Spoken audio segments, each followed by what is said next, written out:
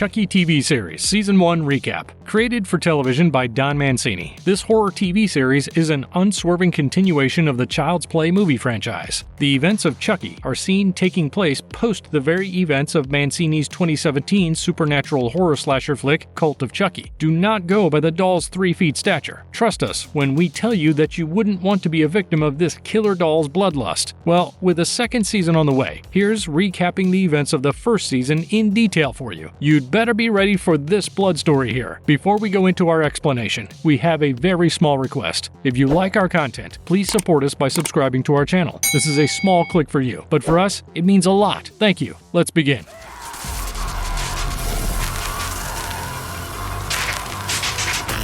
Chucky Season 1 recap. Jake Wheeler, a student at Perry Middle School and a resident of Hackensack, picks up a good guy doll called Chucky from a local yard sale to utilize it for his contemporary art project. Jake's alcoholic, abusive father Lucas, who is disapproving of his son's lifestyle choices, destroys the art project post an awkward family dinner. Discovering the real cost of the good guy doll online, Jake decides to take Chucky to his school the next day in hopes of selling the doll at a good price. His plan does not work out. Instead, he gets bullied by his cousin Junior's girlfriend, Lexi. Later that night, Jake gets a call from Andy Barclay, who tells him to be very careful with that doll and to check the doll's batteries before abruptly hanging up the call. Post realizing that the doll actually works even without the batteries, Jake throws it away, only to have Chucky follow him to the school talent show. There, he not only compels Jake to participate in the show, but also coerces him to put up a fake performance of ventriloquism, whilst openly humiliating Lexi in front of everyone, and also being verbally abusive towards the audience. Of course, this particular act has Jake suspended from school, and he even gets caught up in the middle of a physical argument with Lucas back at home concerning his sexual orientation. With Jake locking himself up in his room, Chucky strategically executes his first kill by electrocuting Lucas. The incident is stated by Detective Evans as death by misadventure, and Jake is sent off to live with his uncle, aunt, and cousin. It is there that Chucky finally introduces himself to Jake and addresses him as his friend till the end. Chucky tells him that his father deserved to die, post which he strikes up a conversation about Lexi, calling her a bitch. As the story moves ahead, we get to see a string of flashbacks, each exploring the past life of the notorious serial killer Charles Lee Ray, who, post getting shot inside a toy store, has transferred his very soul inside a good guy doll before dying. One of the first flashbacks has a 7-year-old Charles returning back home after an eventful day of trick-or-treating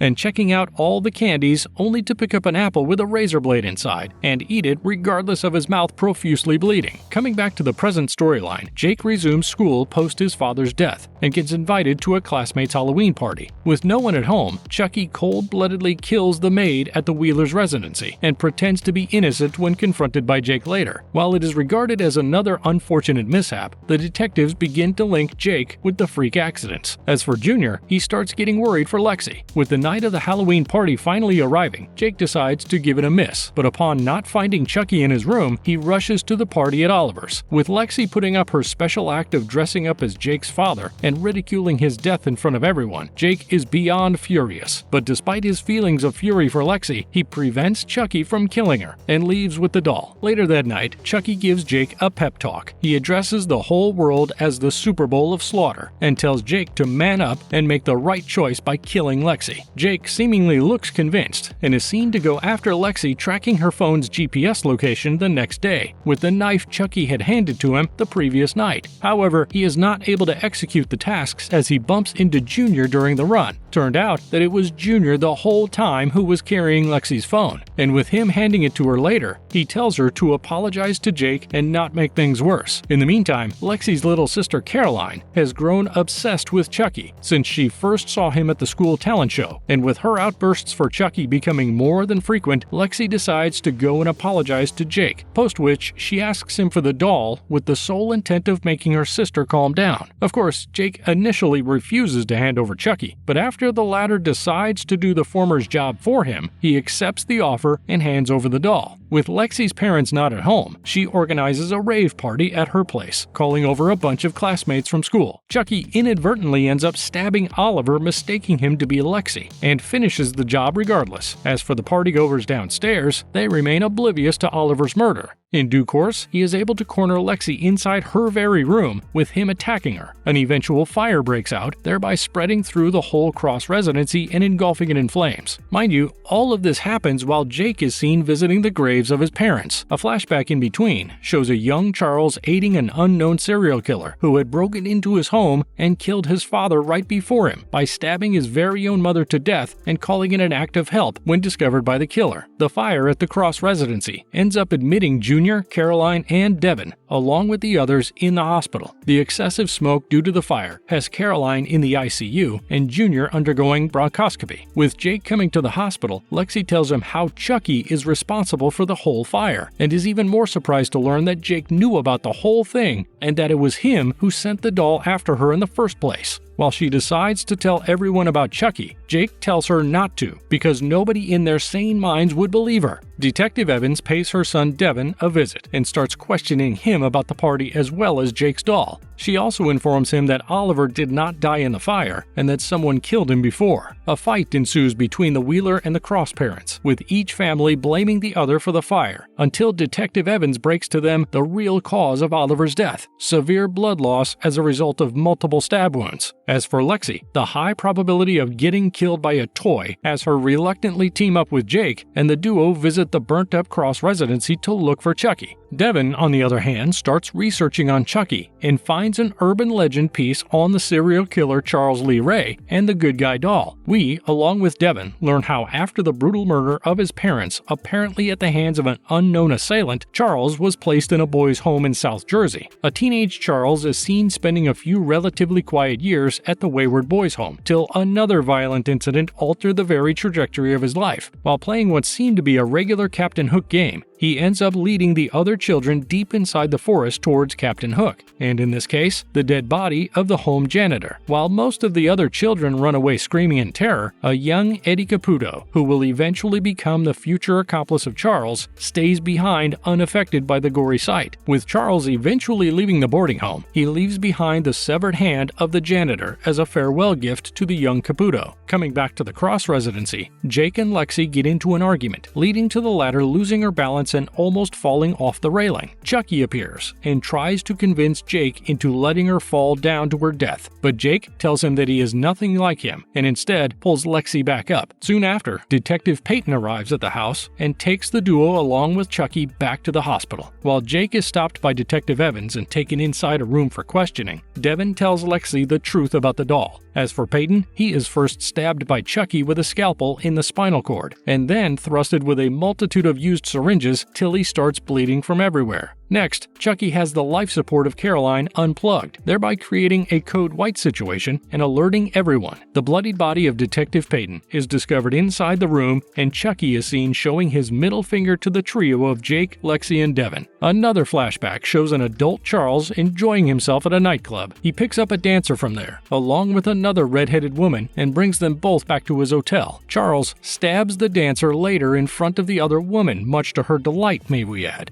No points for guessing that the redhead is eventually disclosed to being a young Tiffany Valentine. Coming back to the present storyline, the Cross house is renovated, and with Caroline recovering, the family is seen coming back home. A new good guy doll called Tommy has been given to Caroline in exchange for the burnt-up Chucky doll. In spite of having thrown the old Chucky doll previously in the hospital garbage, Lexi's father finds it back at the house. Seeing him take the doll outside and throw it in the trash can, she asks Jake and Devin to come over to her place immediately. The trio is seen beating the shit out of the old doll to its supposed death. Jake and Devin are so euphoric that they are even seen sharing their first kiss post the incident. The children decide to move on with their lives. Meanwhile, at a local Hackensack hotel, Tiffany is seen staying with a possessed Nika Pierce and two male victims held as hostages. One of them is already dead, and the other is bound and gagged. With the duo getting into a bit of a squabble, Nika is seen gaining back control of her body for a brief period. We get to know of Chucky splitting his soul into pieces about 2 weeks ago, and while he did put most of the pieces inside the dolls, he put the final piece inside Nika's body, thereby possessing her. Now, with Nika attempting to save the the other victim, she eventually gets possessed back by Chucky and ends up slashing the victim's throat instead. We also learn about Junior's mother, Bree, diagnosed with the final stage of cancer, and that she has plans of admitting the truth about her illness to her family. A town meeting in relation to the recent series of unfortunate accidents in the community is held at the school by Mayor Cross and Detective Evans. While the latter is seen announcing a curfew with immediate effect, the decapitated head of Principal McVeigh rolling onto the stage raises back the fear quotient.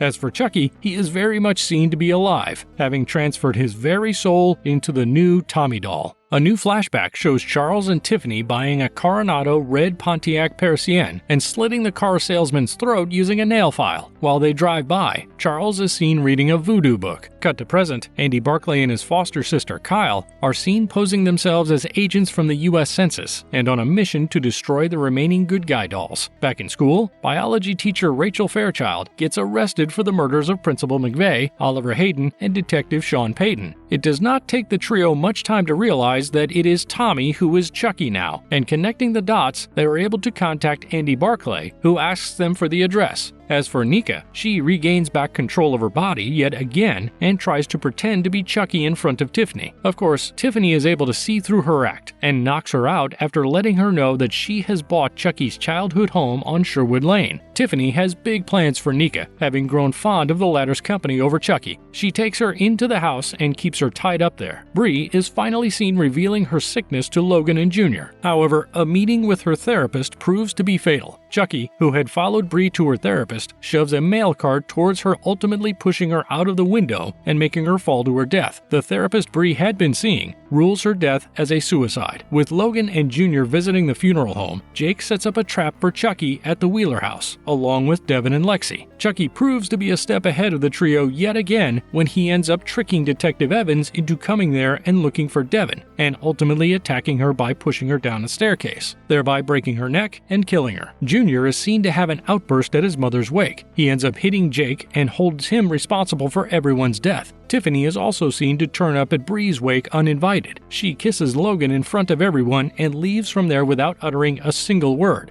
Andy, on the other hand, leaves his sister at a gas station and drives down to Hackensack all by himself. Devin, post his mother's death, moves in with his aunt for a while and tells Jake of his eventual plans of leaving New Jersey. With Jake trying to convince Devin not to leave, the latter tells the former how being around him hurts and that he reminds him of his mother's dead body. With Jake asking Devin if he can come back some other time to see him, Devin tells him not to. He is seen packing when he is struck by the idea of probing deeper into Charles's childhood home. Mayor Cross is seen holding another town meeting where she informs the press of having a suspect in custody, one who is believed to be the individual accountable for the murders, urging everyone to leave behind the past and start healing as a community. She announces the charity matinee of the Universal classic Frankenstein, the proceeds of which will go directly to Better Days children's hospitals all over the country, and the appearance of a celebrity guest as an added treat. As for Chucky, he is seen making Junior as his next target to do his bidding, and drives him to murder everyone that he holds guilty for the current state of his family. Jake, not knowing what to do anymore, ends up stealing some money from Logan and leaves for the nearest bus station. Post seeing a delivery guy carrying a packed good guy doll, he buys it from the guy, paying him extra money. He asks him for the delivery address and goes to Lexi's place. Devin, on the other hand, breaks inside the Sherwood Lane property only to get taken as a hostage by the possessed Nika. Tracking Devin's phone location, Jake and Lexi realize that he is currently at Charles Lee Ray's home, the same address that the courier guy was delivering the package to.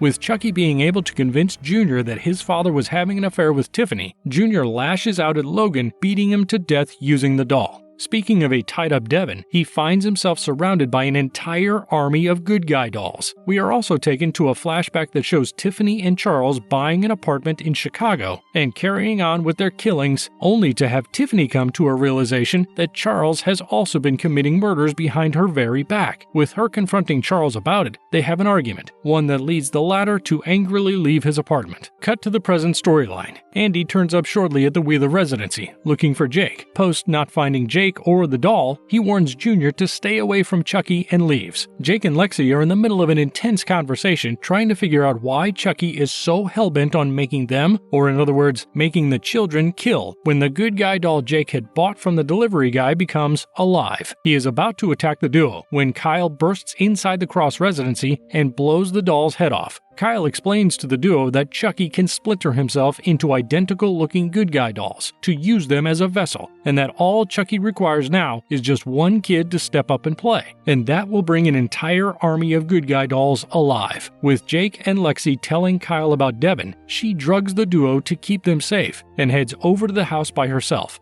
Back at Charles's old house, Tiffany comes back and tries to drug Nika, only to find that she is possessed by Chucky again. The possessed Nika knocks her down and is just about to kill Tiffany when Chucky intervenes the situation, having come to the house along with Junior. Tiffany takes the group downstairs and shows them the whole army. Chucky meets the entire troop and comes to a conclusion that their potential victims will only be children above 6 years. Tiffany eventually realizes that Chucky is extremely self-involved and he only thinks about himself. With her hitting the possessed Nika, the latter gains control of her body. Chucky tells Tiffany to kill Nika, telling her that there's 72 more of him now and that he doesn't need her. With Tiffany hesitating to kill Nika, Chucky asks Junior to do it, but Tiffany, having had enough of Chucky's disrespectful behavior towards her, and add to that his petty shit, massive ego, and small genital, decapitates the doll using her nail file. She also discloses to him that it was her who had called the cops on him, which is precisely why and how the cops found him that night in Chicago.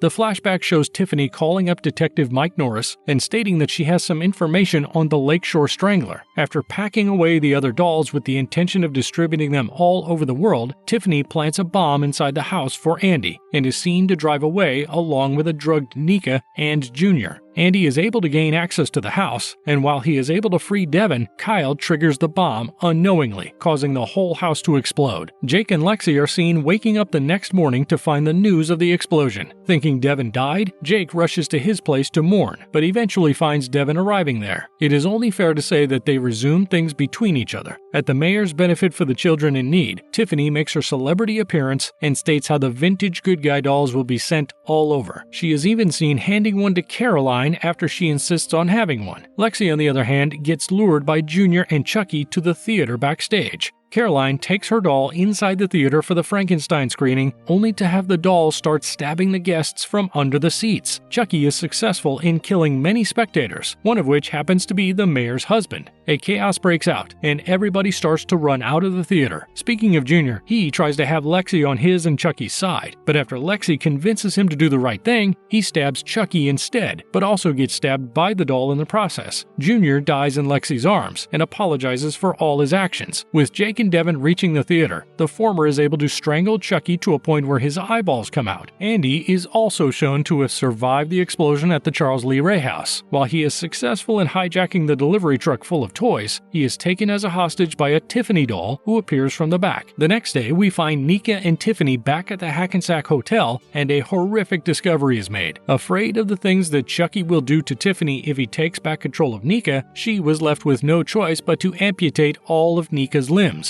Season 1 ends with the trio of Jake, Lexi, and Devin visiting the grave of Junior, and unbeknownst to them, they are being watched by someone.